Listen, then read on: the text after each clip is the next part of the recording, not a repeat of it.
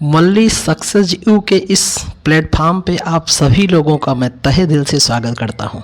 मेरे दोस्त, कहा जाता है कि संघर्ष इतनी खूबसूरत और ज़बरदस्त होना चाहिए कि सफलता बिल्कुल एकदम चौमुखी शोर मचा दे।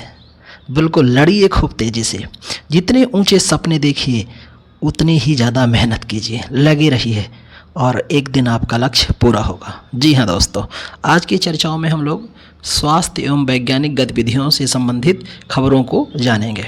शुरुआत करते हैं कि भारत के पहले स्वदेशी हेपेटाइटिस ए टीके का खोज किया गया है, जिसका नाम है हेविसियोर। हेपेटाइटिस ए टीके का नाम है। इसे विकसित किया है इंडियन इम्यूनोलॉजिकल लिमिटेड ने। निर्माण किया गया है हैदराबाद के गचिबोली संयंत्र में। ये टीका 2 खुराक में दिया जाएगा, 2 खुराक में लोगों को लेना होगा।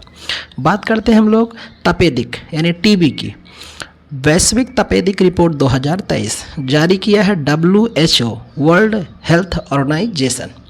इसमें 192 देशों के आंकड़े दिए गए हैं और 2022 में बताया गया है कि टीबी से ग्रसित लगभग 7.5 मिलियन संख्या हो चुकी है पूरी दुनिया में, और इसी में लगभग 2/3 मामले, इस पूरे 7.5 मिलियन संख्या में से 2/3 मामले केवल इन 8 देशों में पाए जाते हैं, जिनमें 1-2 नाम हैं, जैसे भारत, इंडोनेशिया, पाकिस्तान, बांग्लादेश इत्यादि करके 8 देश हैं। यहाँ भी टीबी के खूब मामले पाए जाते हैं। बात किया जाए कि 9 सितंबर 2022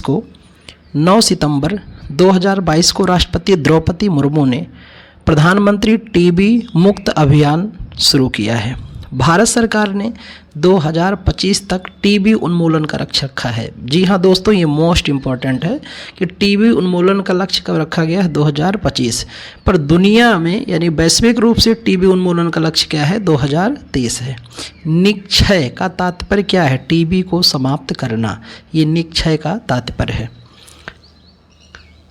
WHO ने मलेरिया के रोकथाम के लिए नए टीके की सिफारिश की है, जिसका नाम है R21/मैट्रिक्स-M। इसे विकसित किया है यूनाइटेड किंगडम के जेनर इंस्टीट्यूट और भारत के सीरम इंस्टीट्यूट ऑफ इंडिया ने विकसित किया है। ये मलेरिया का दूसरा टीका है जिसे WHO ने मान्यता दिया है। मलेरिया का पहला टीका जिसे WHO ने मान्यता दिया था उसका नाम था RTS/ASOI। बिल्कुल इसे ध्यान रखना। WHO की गांधीनगर में पारंपरिक चिकित्सा की एक बैठक की गई, जिसे वैश्विक शिखर सम्मेलन 2023 का नाम दिया गया। ये सम्मेलन की बड़ी खास बात यह है कि ये सम्मेलन संयुक्त रूप से हुई है, और इस सम्मेलन संयुक्त रूप से कौन कौन सा भागीदार रहा है? WHO, भारत सरकार, आयुष मंत्रालय। और इस सम्मेलन की जो विषय थी वो थी सभी के लिए स्वास्थ्य और कल्याण की ओर। बिल्कुल हाँ दोस्त, पढ़ाइयों से बेहतर, अगर बेहतर पढ़ाई करना है तो बहुत बेहतर स्वास्थ्य आपको अपना स्वयं रखना है, और इसके लिए रिस्पॉन्सिबल आप ही हैं और कोई नहीं है। चर्चा करते हैं राष्ट्रीय स्केल एनीमिया उन्मूलन। इसका शुभारंभ हुआ जुलाई 2023 में। प्रधानमंत्री मोदी जी ने मध्य प्रदेश के शहडोल जिले से इसकी शुरुआत किया है। भारत 2047 तक एनीमिया उन्मूलित कर देगा। 17 राज्यों में इसकी प्राथमिकता दी गई है। एनीमिया जानते हैं आप, एक जेनेटिक रोग होता है, अनुवांशिक रोग होता है। प्रत्येक वर्ष 19 जून को विश्व सिकल सेल जागरूकता दिवस भी मनाया जाता है। खबरों में रहा आगे प्रमुख बातें कि केप बर्डे WHO अफ्रीका क्षेत्र के मलेरिया मुक्त रूप से प्रमाणित होने वाला यह तीसरा क्षेत्र बना है। केप बर्डे जो कहाँ का है? अफ्रीका का है। ये 2024 की रिपोर्ट है, इसको भी ध्यान रखना है आपको। बात करते हैं हम लोग, प्रधानमंत्री मोदी ने 24 मार्च 2023 को वन वर्ल्ड टीबी समिट का आयोजन कहाँ किया है? वाराणसी में, उत्तर प्रदेश के वाराणसी में। और यहीं पर इन्होंने कहा है टीबी मुक्त पंचायत की पहल भी की है कि पंचायत स्तर पर टीबी का आकलन किया जाए, असेसमेंट किया जाए और उपचार किया जाए। गुप्तेश्वर वन बड़ा चर्चा में रहा।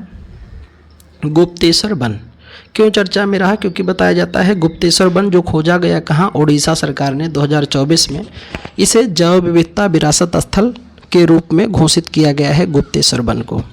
और यहाँ भगवान की प्रतिमाएं भी स्थापित, मंदिर भी है, मंदिर के लिए भी ये जाना जाता है। ये उड़ीसा का चौथा जैविक विविधता स्थल है, और उड़ीसा का पहला जो जैव विविधता विरासत स्थल था उसका नाम था मंदसरू स्थल।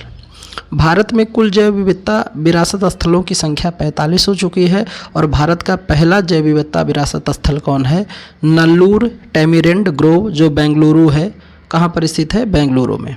पश्चिम बंगाल में सर्वाधिक 10 जैव विविधता विरासत स्थल हैं और उत्तर प्रदेश में केवल एक है, जिसका नाम है घड़ियाल पुनर्वास केंद्र, जो कहाँ पर है? लखनऊ में है। इन बातों को भी आपको विशेष तौर पे ध्यान में रखना है। बात करते हैं, बड़ी चर्चा में जो रहती है रामसर साइट को लेकर के। भारत में रामसर स्थलों की संख्या कुल कितनी हो चुकी? 82, जिसमें एक नागी पक्षी अभयारण्य, दूसरा नकटी पक्षी अभयारण्य, जो अभी मिले हैं कहाँ के? बिहार के। तो 81वां नागी पक्षी अभयारण्य बना है, 82वां बना है नकटी पक्षी अभयारण्य। सर्वाधिक रामसर स्थल किस राज्य में है? तमिलनाडु में 16 स्थल हैं, उत्तर प्रदेश में 10 स्थल हैं। और प्रत्येक वर्ष 2 फरवरी को हम लोग विश्व आर्द्रता भूमि दिवस मनाया जाता है, वर्ल्ड वेटलैंड डे के रूप में। और इसका केंद्रीय विषय था इस बार का आर्द्र भूमि और मानव कल्याण के लिए। बिल्कुल, आज की खबरें यहीं तक। स्वस्थ रहिए, मस्त रहिए, अपनी सुरक्षा कीजिए, प्रकृति की सुरक्षा कीजिए। अगले क्लास में पुनः मिलते हैं।